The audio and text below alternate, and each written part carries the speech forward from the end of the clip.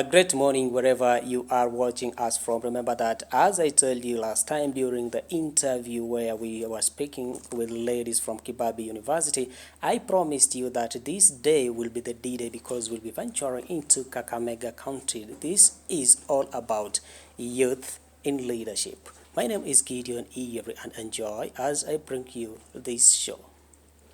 It's all about the voice of the youths. But what do you need to understand when it comes to voice of the youth? In the studio, I have a guest. This is Vincent Aswan. Vincent Aswan is from Kakamega County. Remember that he is the Kakamega County Youth Representative and he also have other responsibilities. What it is all about. Great. Actually, I'd like first of all to appreciate this chance. Now that Gideon, actually, this is a very pleasure and very great chance you've granted me to be at this show of yours and showcase more about the youth leadership. Yes. So I do perform a number of roles. I also need to inform your audience that I'm a student here. Yes. At Kibabi University. I'm a finalist, a teacher of mathematics and chemistry. Yes. That's a bachelor's degree. And also apart from that, in this institution, I've served as the chairperson mathematics club. I've also served as, I'm also still serving as the chairperson Kibabi University Gender Club. Yes. That is under the Institute of Gender and Development Studies. That is under Dr. Rispa Puhulu. Yeah. And more so when you come outside now to the society, I'm a crucial leader, as you said. I'm representing the youth, that is Kakamega County and Western as a whole. Also, I'm doing leadership in the Western region. Yes. We've come up with an association for the youth in the Western region involving 5 counties. Yeah. That is Busia, Vihiga, Kakamega, Trans Nzoia, and Bungoma. Yeah. Those 5 counties are being headed with an association called Western Kenyan Youth Association. So I'm the Secretary General there, and we are doing great actually. I do know that as time goes by, as we are going to indulge in more discussions, I'll inform your audience more about Western Kenyan Youth Association because it's a new initiative and it is run. It's now, right now, it is 3 months. As we are speaking today on 15th of February, it is 3 months old since it was certified last year on November. Right. And also, lastly, as I also complete the introduction, I'm also a serious guy when it comes to matters dealing with politics and leadership. And so as time goes by, probably Butere constituency is my area of interest. Does it mean discuss of politics? That's why you're in a position to do multitasking, because you can see for an ordinary person, especially when it comes to leadership, a person who can multitask. Just imagine the capacity you are in and still you are a student. How do you manage all this? Okay, Gideon, what I can just bring to the audience is that apart from doing all this, it's all about passion. Yes. Despite the fact I'm a teacher, but I came to realize that I've been doing leadership all through since my younghood up to now, and it is something that I've been doing through successfully. And most of groups I've been leading, I've been able to achieve most of the objectives. And that's why even here in the university you can find I've indulged in very many clubs and I've helped them to achieve various goals. And I've got various CVs, and this is why you find we came out with this association to ensure that we are coming up with the ideas for the youth and ensure that there is stability economically, socially for the youth. And by that fact, I've got other colleague leaders whom we resemble. Generally, Gideon, it is just passion. Right. Yeah. That's great. Now, let's leave alone about the mathematics and the gender club. In fact, if you mention something about chemistry, I feel like trembling, right? If you allow me, I will ask Mwalimu wa Chem. Hapa ni wapi? All right, now, let's be specific, especially when talking about Western. Okay. Right? Yes. You are the Secretary General there. Yeah, I'm right. the Secretary General, Western Kenya Youth Association. Exactly. Yeah. Now, despite the fact that the association is now 3 months old, yes. Right? Yes. What is so unique that association has achieved so far? Wow, that's a very nice question, by the way. And I think you're not the first person who asked this. I've met when we are going to now, of course, we've started making some partnerships with some NGOs. And these are some of the questions I've been asked. Yes. So what I'm proud to say is that, during the inception of this thing, there is a lot of documentation and there is a lot of stuff that have to be put in place. Exactly. And I'm feeling proud to say that we've been certified. We've got the certificate that is from the Registrar of Associations and various circles from the National Department. And the best thing that we have achieved so far so good is that right now the Western Kenyan Youth Association is known. We are having right now the members who've registered fully with us, we are having 3,000 members. 3,000 members, that's a big number. Yeah, that's a quite big number within a span of 3 months. Yes. Having 3,000 youth from the 5 counties, and from there, another great step that we've made, we've moved on. I'm serving at the regional level. At each county level, we've got leaders, whom we are referring to as the county executive leaders, who are helping us to run the association as far as the aims and goals as to why we stipulated this thing into existence. So these are some of the great miles we've made, and I would like also to inform the audience at this juncture that come on 15th of March, we are having a very mega project here in Mount Elgon constituency, whereby we are going to have a massive plant of trees, and where we are also going to meet a number of leaders from various counties, and also at the same time meet a number of youth from these 5 counties. And from there, it's when we shall ignite and ensure that the association is at par. We've got a number of projects that have to be taking place in these most of the counties. All right. Maybe on that point that Yes. you have mentioned, right? Yes. You know, some of them, not all of them, Yeah. associations, they normally act as we can say, a ladder. Maybe someone is stepping on it Yes. to maybe to reach a high level on that note. For example, when someone wants to become a governor, Sure. someone wants to become the president, then we're pretending that maybe he's sponsoring the association, doing all those stuff. Is this association free to all and everyone can participate, or there is someone who is behind the leaders trying to push their agenda? Okay, this is a youth initiative. We came together as leaders from these 5 counties. Of course, we've got leaders from Busia and all these other counties where I come from, Kakamega and so on. So we don't have any political leader, or let's say somebody who might be. Of course, let's refer to him as a sponsor. Yes. We are doing it, we are sponsoring ourselves. Most of the funds we've been using to initiate the stuff, we've been collecting amongst ourselves, whereby our members are contributing, having some small contributions, and then we've come up with a session, we've gone all through the documentation, and even the event we are going to have in Mount Elgon, close to Sirisia, we are going to plant massive trees, do a lot there to be a mega event, and the funds are just ours.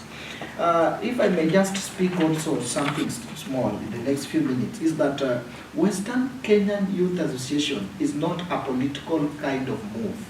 It is a move that is there to ensure that the youth are economically stable and socially stable.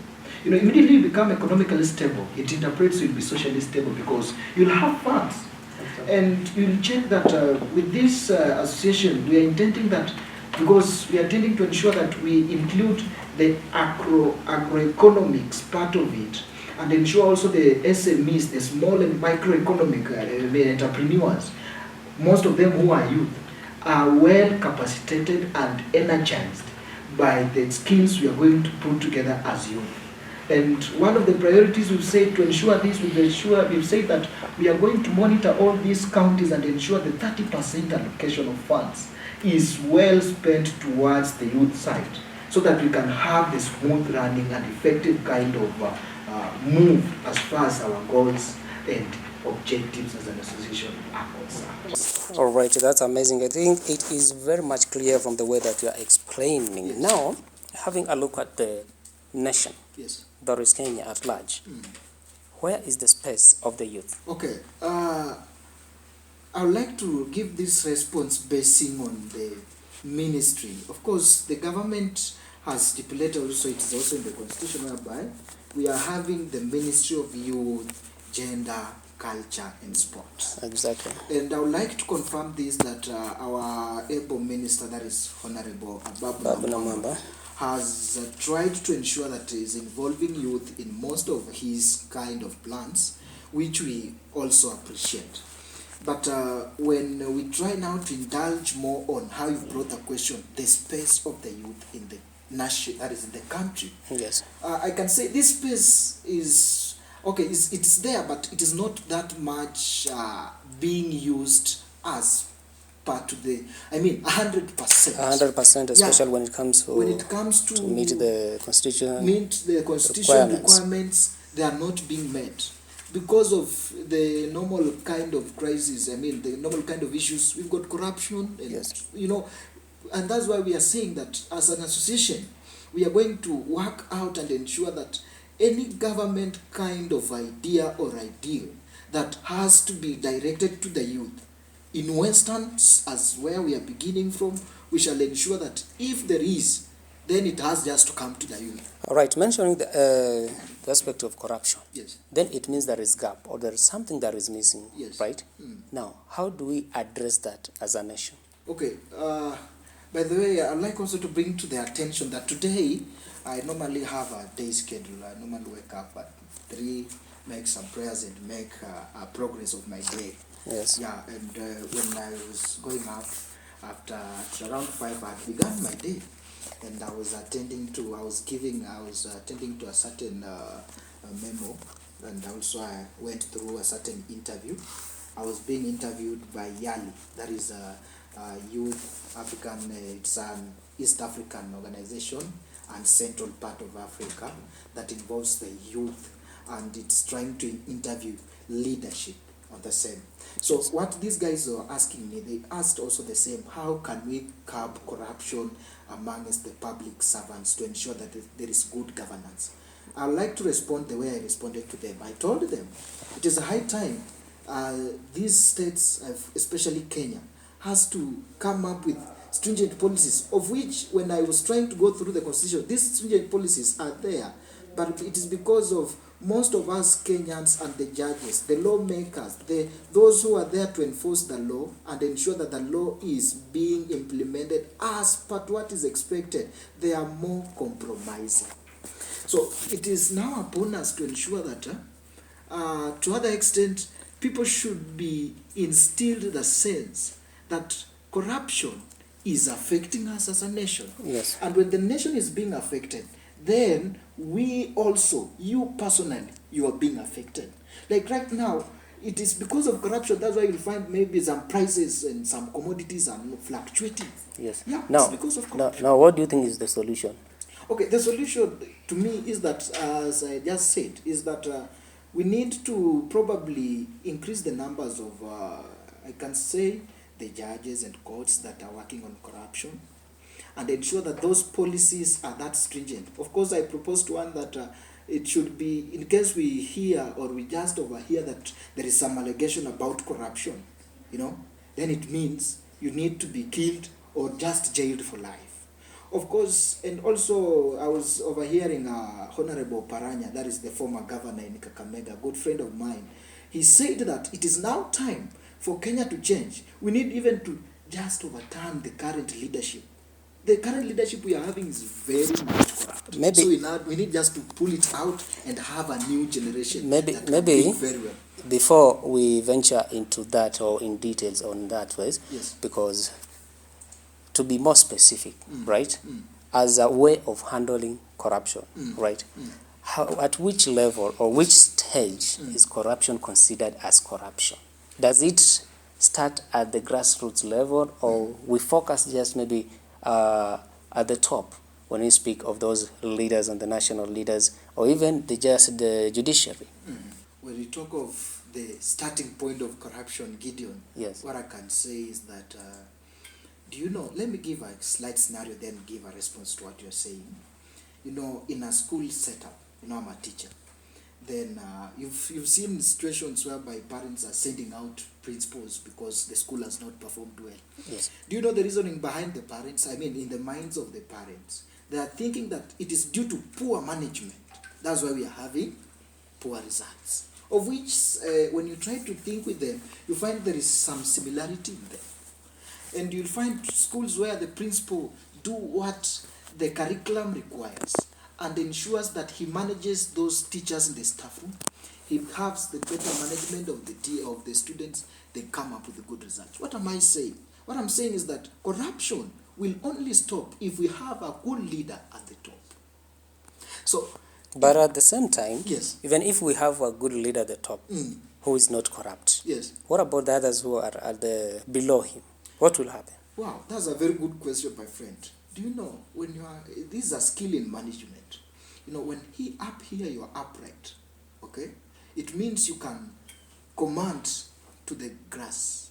Okay, and then this means that you can notice the evil happening in the grass. If you are a good lead, that's what I'm saying. All right, now. Yes. This topic is a bit tricky, especially when we speak about corruption.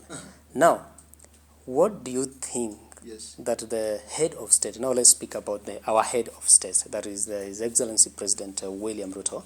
We have seen him, we have heard him speaking about whoever is involved in corruption to be what? Something to be done on him based on the law, as the law that is what is required by the law. Yes. Right? Yes. Now, that phrase alone, does it mean speaking from that top or that hierarchy will heal the one who is Gideon, I'm getting your question. And even the Bible is saying, without action, then those things are dead. They're dead. Yeah. Now, so, do you mean that the president is the one to come and say, okay, let's take action against this one, let's take action against this? Let me take you back to some time ago, right? Yes. You can refer the good number of corruption cases, right? What happened to them? If you remember or if you recall, the judiciary, right? They went to an extent that and proved this one maybe there. Those cases are not involved in that way, and then the cases were dropped, right? I don't want to mention some of them, but a good number of them were dropped, and there were corruption cases, and the big public figures, the ones who were in those spaces there. Yes. Okay.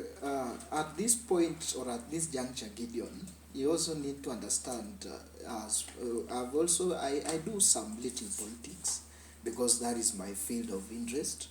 And I'd like just to say this, that when you observe corruption cases being dropped, that earlier on they were being they were being viewed as corrupt kind of ideas. Yes. What normally happens is that it is either for the court to drop, it means there is no witness. Yes. That's what normally goes on. If there's no enough witness or satisfactory kind of witness, the case has to be dropped.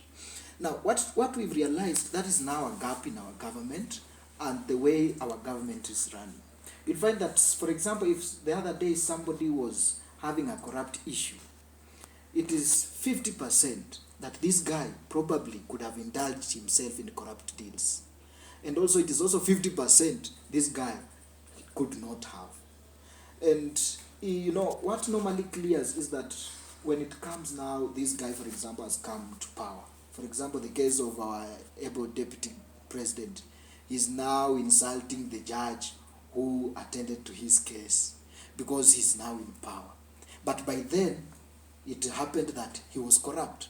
But when now you try to look it with from that as a normal person, we'll try to view and say, oh, maybe it could be because by that time he was not in power and he was opposing the government. On that point, right, as you have heard, it's all about the voice of the youth. Does it mean that when someone is in power, is in a position maybe to be above the law? What does the law say about that? Stay tuned on the other side of the break.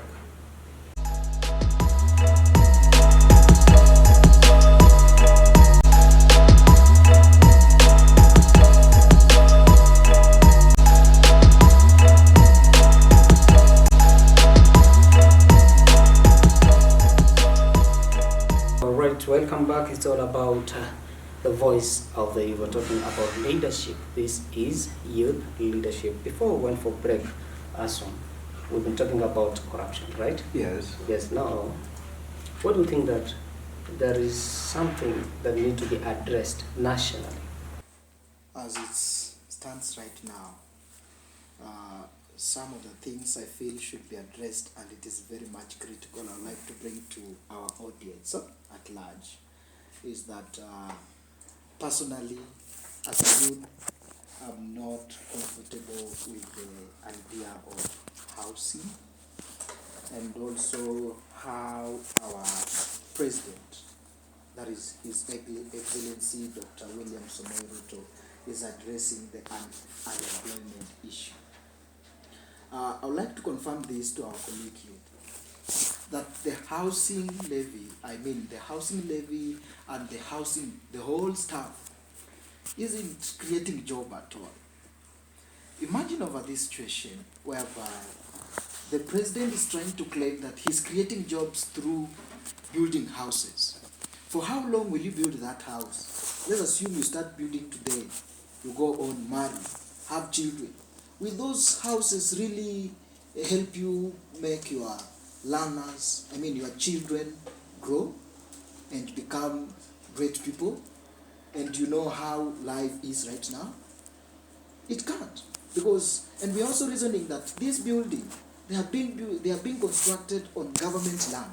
What if some time to come, a new government erupts and says these buildings have to be distracted, these buildings are on government land, and yet you are claiming that house is yours? So it means that that house, probably, it is not something to own. That house is not something to own at all. And I would like to encourage Kenyans that, even if possible, let's not pay to those houses. Let's not pick those houses, because those houses, they have no clear picture of what is going to happen in the next few coming years. Now, speaking about what you have just mentioned when it comes to housing, yes, right? Because you have raised it as a concern. But then we get to understand that last time there were demonstrations, right? By the contractors, all those who are benefiting through that project, and even the court also suggested that the model on how the issue is addressed is unconstitutional. But still, it gives the president to rethink about it so that he can approach it in a better way. Now, speaking from the perspective of youth, what do you think the president need to do so that that issue can be addressed? And what mechanism that can be brought on the table so that at least they can get that idea and implement their agenda? Because he's the head of state, he promised Kenyans affordable housing. Now, why don't we help the head of state okay, instead of standing against all what we call... We all understand Yes. that the problem is not the housing stuff. The problem is how the approach is. Yes. And you see, that's the response that the judiciary gave out to the Now president. the approach. Give is the best problem. approach. The best approach the government should use Yes. is one. The government should, use its funds. You see, this guy right now, the president right now, Yes. is accumulating a lot of funds. The president has streamlined how to collect money. Yes. When you look right now, even when he's trying to enforce people that we should pay fees with e-citizen, very soon we shall be paying school fees with e-citizen, because the way things are, the parliament is dissolved, it will just be passed over. So you see, there is a lot of funds being channeled to the government. Number two, the president has been out for a number of times. The reason, going to get money and jobs. So it means he has money. So the problem is he's continuing to, pick that. Let me use the word double taxing. He's trying to tax people.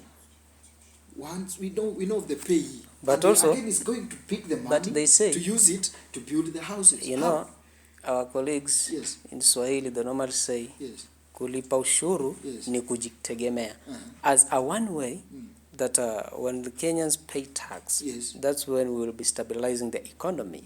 And have you heard about these leaders, especially those, you have heard about the Prime Minister, in one time, and even the Deputy Yes. Head of State said that the country need at least 2 years, 2 or 2.5 years, because they found a dilapidated economy.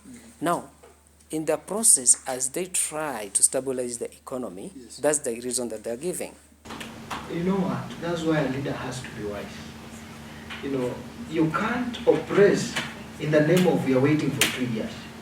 Why can you be creative and come up with a way whereby people are not crying? You are leading, my friend, how can you lead people who are crying, people who are lamenting? Even you personally, if you are comfortable, then there's a problem. And let me just complete responding on what you said, the approach. I feel the approach at which the government should use, that is, the government should come up with a way of partitioning its funds from the treasury and building the houses. And then number 2, let the government not lie people. Say lies to the youth that they are being employed and yet these jobs are not lasting. Number 3, these houses, the government should assure us that we are going to stay in these houses for that long period. And I also want to challenge the government that these houses, they are not affordable as we are thinking. When you try to go through the suggestions, they are not affordable. Same note. Yes. As a youth representative, Yes. why don't you think that working with other associations, Yes. especially countrywide, maybe you come up with your own proposal Yes. based on the same key agenda about housing levy, that we request that as youth, we request that this thing need to be addressed this way and this one need to be approached this way so that we can curb A, B, C, and D. Have any of the association done something like so? Actually, that's the challenge I realized personally as a leader, and try to mobilize guys in Western and told them it is time we need to come up with a session. We've got other sessions even in Central. Yes. But the one in Central was confused by our able Deputy President Gashau. He confused it, whereby he's using money to control it. And that's why we've said in Western Kenya's Youth Association, we shall not be controlled by any politician. Now, Yes. in approaching such, I think that one can be the best mechanism. The association, you mobilize youth, you come up with one proposal. Yes. As youth, this is what we would like to be approached. This is the way we need this thing to be addressed. Sure, and I think that is what we are working upon, and that's why I felt like I felt very much to appreciate that. The reason as to why I'm also appearing here is to tell the youth that there is no job being created by those houses. So we as youth, we are going and we are still against the idea that the housing program is creating jobs to us. So let's think outside the box. What I can just advise our colleagues with is maybe when it comes to jobs, let's become creative.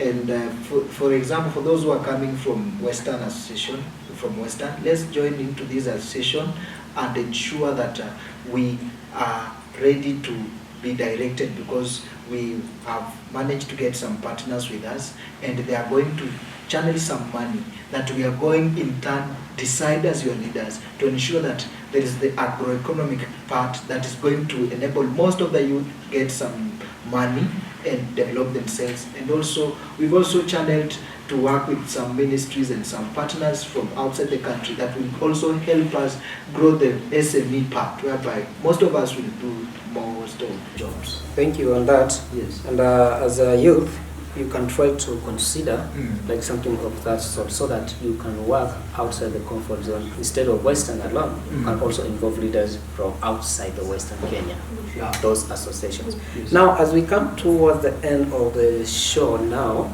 maybe you give us your closing remarks.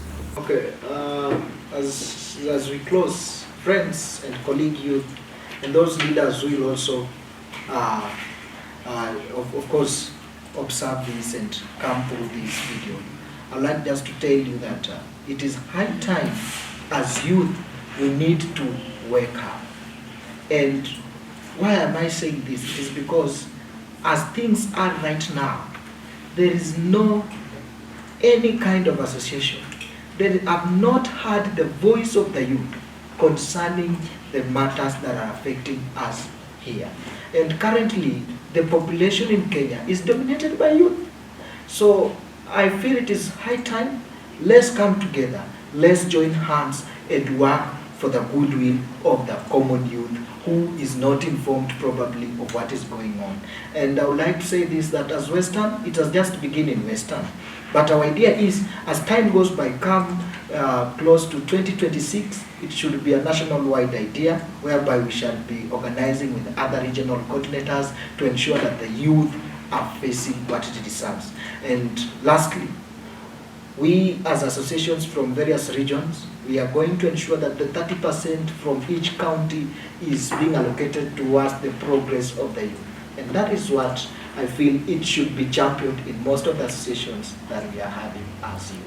All right, that's great and that's amazing indeed. It is a great insight when it comes to youth and leadership, and what you have just shared here. We appreciate for your time, and we would like also to tell you that next time if we invite you, just feel free to come. You are welcome in these studios. It's been a great conversation on youth and leadership. Remember that that has been the voice of the youth. But as usual, I have to promise you, don't know what, next week on Thursday, we'll be having the only session about news anchors in Kibabs, the melodious voices that you get to hear them, the way they do present their things, they will be shared on that platform. Remember that it's a section known as Jukwaa la Wanahabari. This is the only thing that you will not want to miss. Just keep in touch as we meet next time. My name is Gideon Iyeri, and this has been The Extra Mile.